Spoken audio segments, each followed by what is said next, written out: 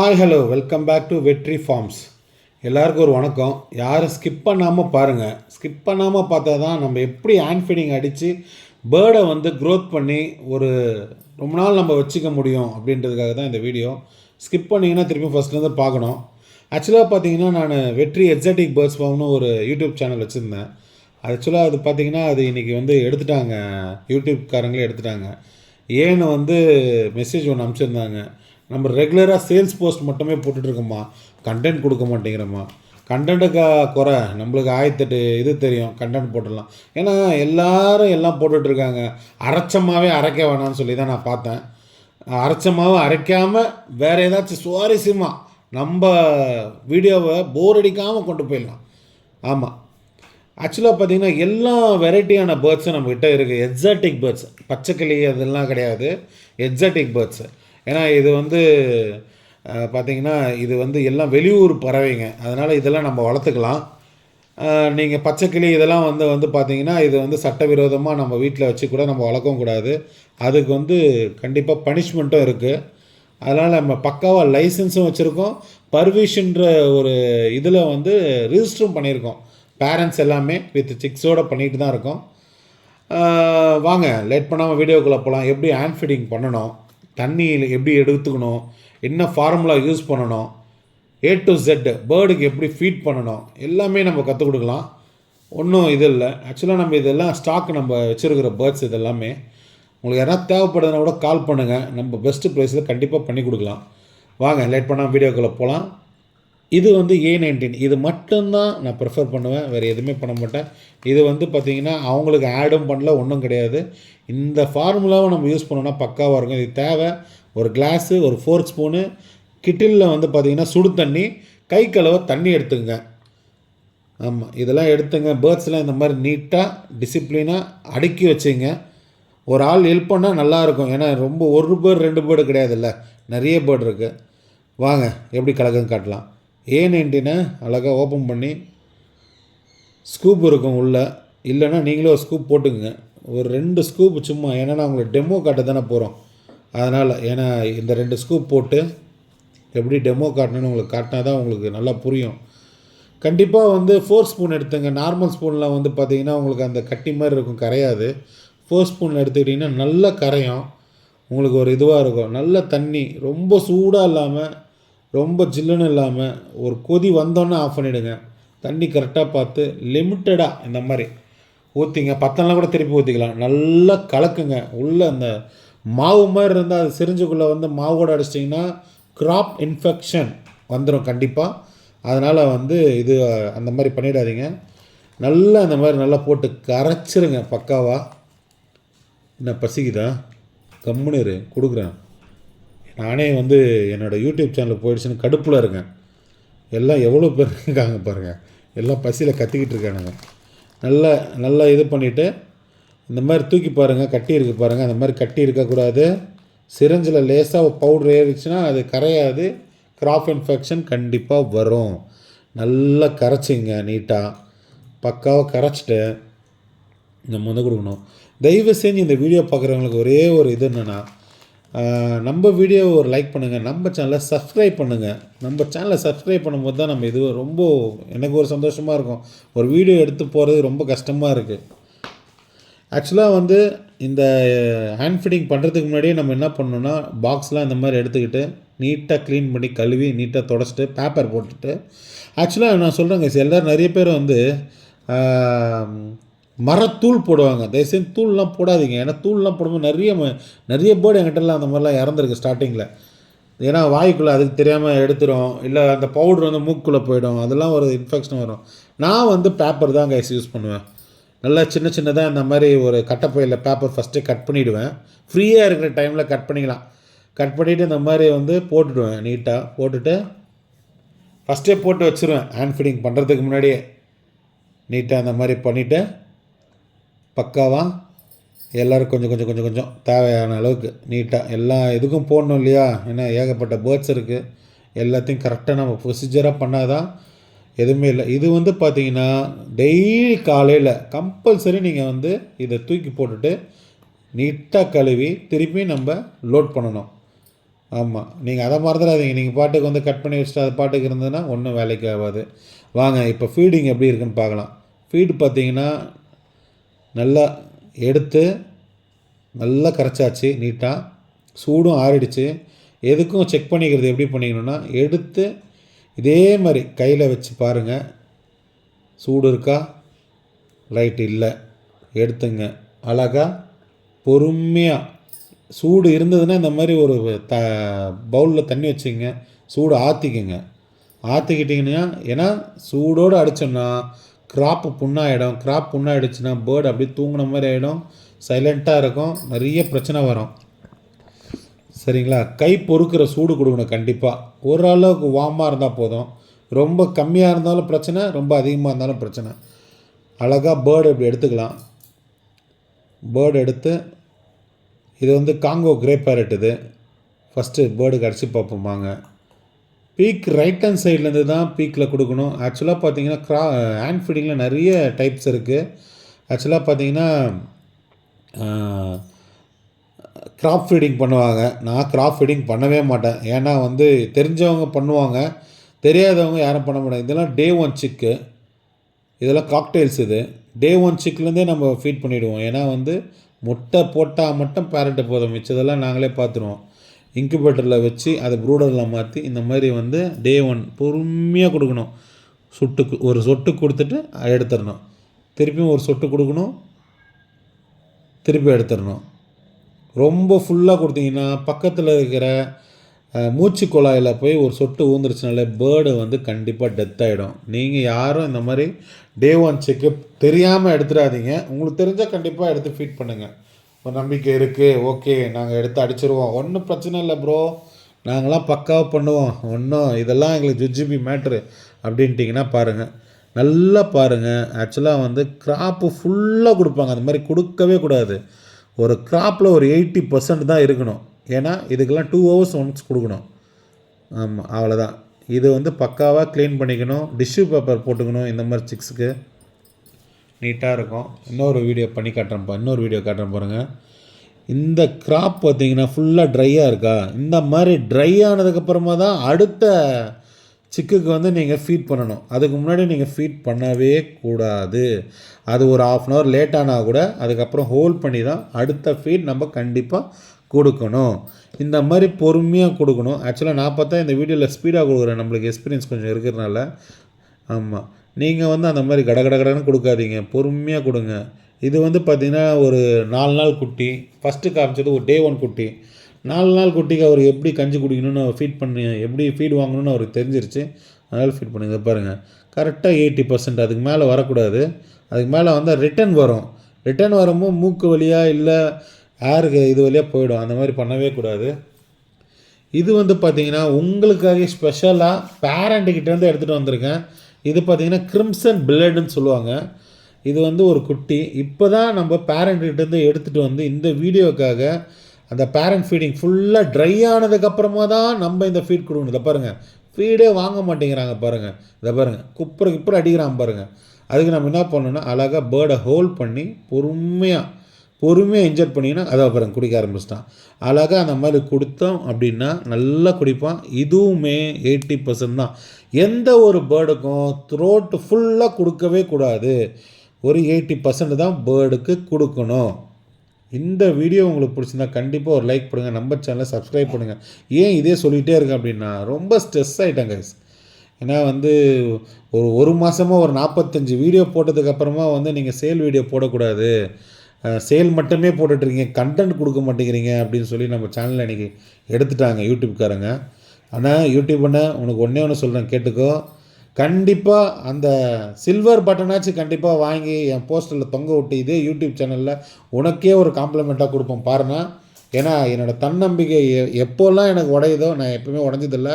Night பார்க்கும்போது பார்த்தீங்கன்னா ஒரு 170 சப்ஸ்கிரைபர் இருக்காங்க. திடீர்னு பார்க்குறோம் யாருமே இல்லை.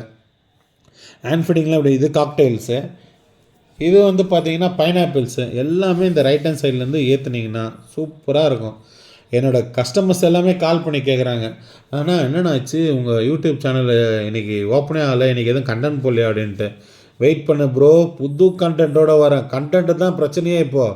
கண்டென்ட்டாக போடுறேன். இனிமே வந்து ஏந்திரிலிருந்து தூங்குற வரையும் போடுறேன் கண்டென்ட்டை. ஆமாம், என்ன சொல்கிறது, எனக்கு வேறு வழி இல்லைல்ல. அதாவது ஒன்று நம்ம இதை பண்ணும்போது நிறைய தோல்வி வரும். ஒரு ஒரு இதில் நம்மளுக்கு பெருசாகவும் நடக்கலாம், சின்னதாகவும் நடக்கலாம். நல்ல வேலை நம்மளுக்கு பெருசாக நிறைய சப்ஸ்கிரைபர் வந்ததுக்கப்புறமா டக்குன்னு நம்ம சேனல் எடுக்காமல் இப்பயே தம்பி இதெல்லாம் பண்ணக்கூடாது அப்படின்னு சொல்கிறாருல, நம்ம பிக் பாஸ் மாதிரி இது ஒரு பாஸு நம்மளுக்கு எல்லாருக்கும், யூடியூப் பாஸு. நீங்கள் பாஸ், நீங்கள் சொல்கிறத நாங்கள் கேட்டுக்கிறோம். இது வந்து பார்த்திங்கன்னா சன்கனூர் பைடு நல்லா சூப்பராக இருக்கும். குட்டிங்கெல்லாம் பார்த்திங்கன்னா இவருக்கு ஹேண்ட் ஃபீடிங் அடிப்போம் வாங்க. எப்படி இருக்குது பேர்டு? நம்மக்கிட்ட எல்லாமே குவாலிட்டியாக தாங்க இருக்கும். ஏன்னா குவாலிட்டியான பேரண்ட்டு தான் நம்ம வச்சுருக்கோம். எப்பயுமே பீக்கில் ரைட் ஹேண்ட் சைட்லேருந்து பொறுமையாக ஏற்றுங்க. பொறுமையாக ஏற்றினா மட்டும்தான் நம்ம சக்ஸஸ்ஃபுல்லாக ஆக முடியும். இல்லை அப்படின்னா ஏகப்பட்ட பிரச்சனை வரும் கைஸ். எனக்கு தெரிஞ்சு ஸ்டார்டிங்கில் வந்து பேர்டு யாருன்னா வாங்குறதா இருந்தால், நான் இப்போ தான் பேர்டை வாங்க போகிறேன், இதுக்கு முன்னாடிலாம் நான் பேர்டெலாம் வாங்கினது கிடையாது, எனக்கு பேர்டை பற்றியே தெரியாது, எப்படி பிரதர் நீங்கள் வந்து இந்த பேர்டை வந்து நான் வந்து காப்பாற்ற முடியும் அப்படின்றீங்கன்னா, தயவு செஞ்சு பேர்டை பற்றி தெரில அப்படின்னா ஹேண்ட் ஃபீடிங் தயவு செஞ்சு வாங்காதீங்க. வாங்கி லோக்கல் ப்ராடக்ட்ஸ்லாம் இருக்குது, அதெல்லாம் நான் சொல்ல விரும்பலை, அது சொல்லவும் கூடாது. தேவையில்லாத பிரச்சனைக்குள்ளே நம்ம போய் மாட்டிக்கிற மாதிரி இருக்கும். அதனால் என்ன சொல்லணும்னா, நீங்கள் நல்ல ப்ராடக்ட்டு, நான் ஸ்டார்டிங்கில் காமிச்ச மாதிரி நல்ல ப்ராடக்ட் வாங்குங்க. ஏன்னா வந்து பேர்டு காசு கொடுத்து நம்ம ஹெவியாக வாங்குகிறோம். இதெல்லாமே டேர்ம்டு பேர்ட்ஸும் அவைலபிள் நம்மக்கிட்ட. இதுவும் ஹேண்ட் ஃபீடிங் பண்ணி காட்டுறேன் பாருங்கள். அதனால் வந்து நீங்கள் பார்த்தீங்கன்னா அந்த நல்ல ப்ராடக்ட் வாங்கி நீங்கள் அடிச்சிங்கன்னா பேர்டு வந்து கிட்டத்தட்ட ஒரு 20லேருந்து 30 வருஷம் வரையும் இருக்குங்க. இந்த ஸ்மால் கனராக இருக்கட்டும், சன் கனராக இருக்கட்டும். காக்டெயில் எனக்கு தெரிஞ்சு நான் என்னோடய ஃபார்மில் 10 வருஷம் பேர்டில் நான் வச்சுருக்கேன். இன்னும் ப்ரீட் பண்ணிகிட்ருக்கேன் ஹெல்த்தியாக. இப்போ தான் லாஸ்ட்டாக ஒரே ஒரு ஃபீமேல் மட்டும் நினைக்கிறேன், ஒரு 11 இயர்ஸ் இருக்கும். அது மட்டும்தான் ஒன்றே ஒன்று. அது வந்து எப்படின்னா நல்லா இருந்தது. கேட்டு திறந்து உள்ளே போனால் டம்முன்னு ஊன்ட்டார் அவர். என்னென்னு பார்த்தா ஹார்ட் அட்டாக்கா இல்லை ஸ்ட்ரோக்கா என்ன, எனக்கே ஒன்றும் புரியல. சரி ரைட்டு, அப்பா இவ்வளோ நாள் நான் இருந்தேன், எனக்கு ரொம்ப ஹெல்ப்ஃபுல்லாக இருந்தேன். ரெண்டாவது எனக்கு தெய்வம் மாதிரி நீ எனக்கு வந்து நிறைய விஷயம் கற்றுக் கொடுத்த அப்படின்னு சொல்லி நம்ம இடத்துல குழி தோண்டி போச்சு, அவரை போச்சாச்சு. வேறு என்ன பண்ண முடியும்? கொஞ்ச நேரம் அழுதேன், பார்த்தேன், கண் கலங்கினேன். அடடா அப்படின்னு என் ஒய்ஃப்லாம் வந்து கேட்டாங்க, ஏங்க நீங்கள் எவ்வளோ பேர்டு வச்சுருக்கீங்க, எதுங்க நீங்கள் வந்து ஃபீல் பண்ணுறீங்க? நாங்கள் இது வந்து அப்படி இல்லை, இது ஃபஸ்ட்டு ஸ்டார்டிங்கில் நம்ம 10 வருஷத்துக்கு முன்னாடி ஸ்டார்ட் பண்ணும்போது எனக்கு இவன் தான் ஒரு குரு மாதிரி இருந்தான் அப்படி இப்படின்னு சொன்னேன். சரி வாங்க வேறு என்ன பண்ணுறது, இருக்கிறத வச்சு பண்ணுவோம் வாங்க அப்படின்னு சொன்னாங்க. ரைட் ஓகே அப்படின்னு சொல்லிட்டு வந்துட்டேன்.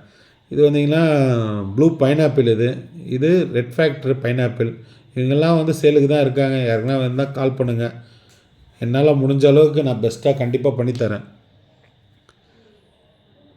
எல்லாத்துக்குமே நான் வந்து பார்த்தீங்கன்னா கிராப் ஃபீடிங் பண்ணவே மாட்டேங்க. ஏன் அப்படின்னா அதுலேயும் ஒரு மேட்டர் இருக்குது. கிராப் ஃபீடிங் பண்ணிங்க அப்படின்னா கிராப்குள்ளே இறக்கும் போது அதுக்கு வலிக்கும். அதனால தேவையில்லாமல் இன்ஃபெக்ஷன் வரும். அது நரம்புலாம் உள்ளே போகும். உங்களுக்கு தெரியாமல் நீங்கள் கண்டபடி இறக்குனீங்கன்னா ஒரு இடத்துல டச் ஆகிடுச்சுன்னா அப்படியே வீக் ஆகிடும். தேவையில்லாமல் வந்து பேர்டு அப்படியே உறங்கின மாதிரி இருக்கும். அப்படியே தலையை ஆட்டம். அப்போ நம்ம என்ன நினைப்போம், இது பசிக்குது போல இருக்கும், மேற்கொண்டு கொடுத்துக்கிட்டே இருப்போம். அந்த மாதிரிலாம் கொடுக்கவே கூடாது.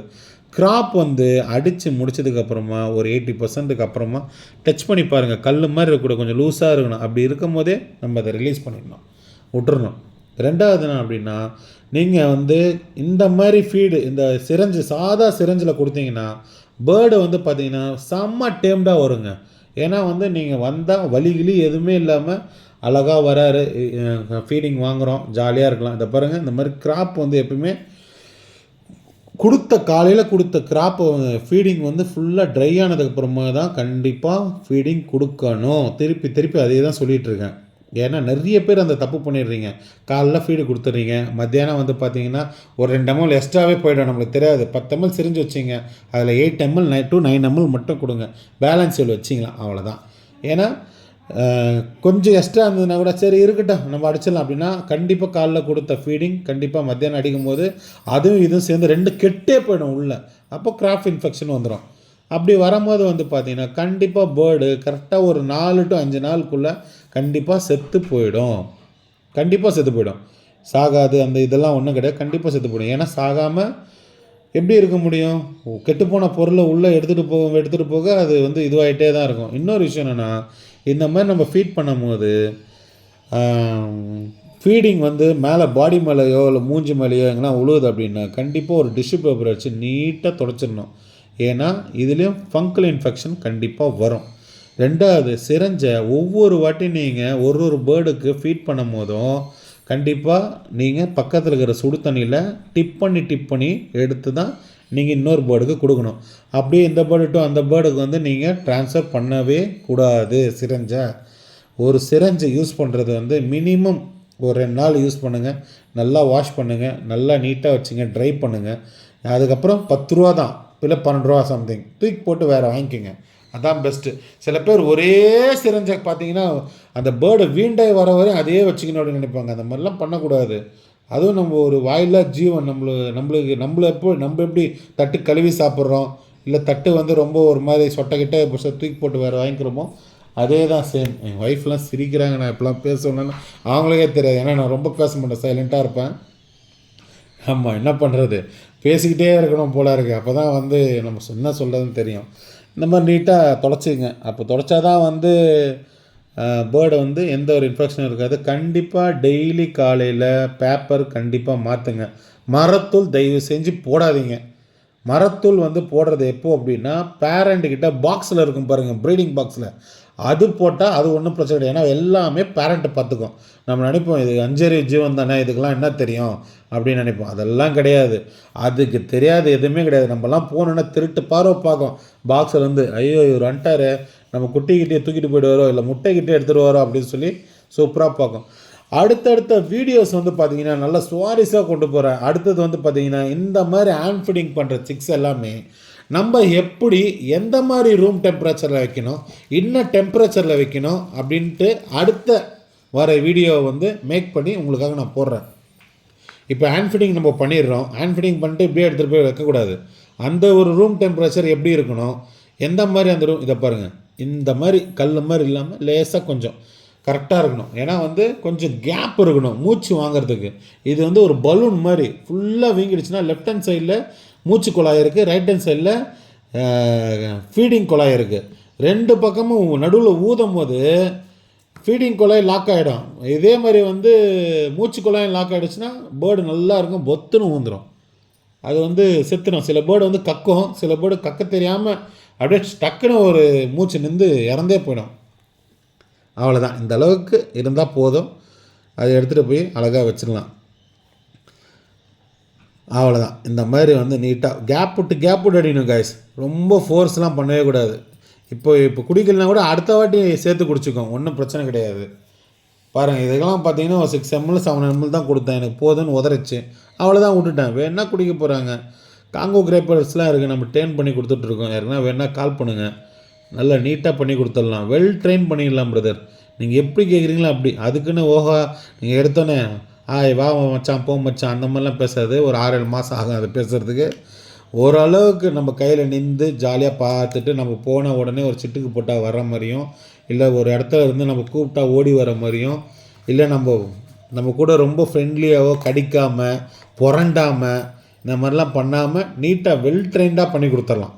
யாருன்னா வேணால் கால் பண்ணுங்கள், நல்லா பெஸ்ட்டாகவே நம்ம பண்ணி கொடுத்துட்ருக்கோம். காங்கோன்னு மட்டும் கிடையாதுங்க, நீங்கள் என்ன பேர்டு கேட்குறீங்களோ அந்த பேர்டை வந்து நான் உங்களுக்கு வீடியோ அனுப்புகிறேன், நீங்கள் பாருங்கள். உங்களுக்கு பிடிச்சிருந்தா நம்ம இது பண்ணலாம். ஆக்சுவலாக வந்து நம்மக்கிட்ட இருக்கிற பேர்டும் அனுப்புவேன். உங்களுக்கு இந்த பேர்டு தான் எனக்கு வேணும்னா கூட நம்ம ஃப்ரெண்ட்ஷிப் சர்க்கிளில் நான் உங்களுக்கு அந்த வீடியோ அனுப்புகிறேன். ஓகேன்னா கூட அந்த பேர்டை எடுத்து நம்ம டேர்ன் பண்ணி கொடுக்கலாம், இல்லை அப்படியே கொடுங்க, நாங்கள் டேர்ன் பண்ணிக்கிறோம். நீங்கள் எனக்கு வந்து சொல்லுங்கள் எப்படிலாம் பண்ணணும், எப்படி ஹேண்ட் ஃபீடிங் பண்ணணும், அதை எப்படி பாதுகாக்கணும் அப்படின்னு சொல்லுங்கள், நான் பண்ணிக்கிறேன் அப்படின்னீங்களா தாராளமாக பண்ணிக்கோங்க. அதாவது யாருன்னே தெரியாது, அவங்க ஃபோன் பண்ணால் கூட வந்து நம்ம ஒரு 2 மணி 3 மணிக்கு நம்ம ஃபோன் எடுத்து நம்ம பதில் சொல்லி அந்த பேர்டை நம்ம காப்பாற்றுறோம்.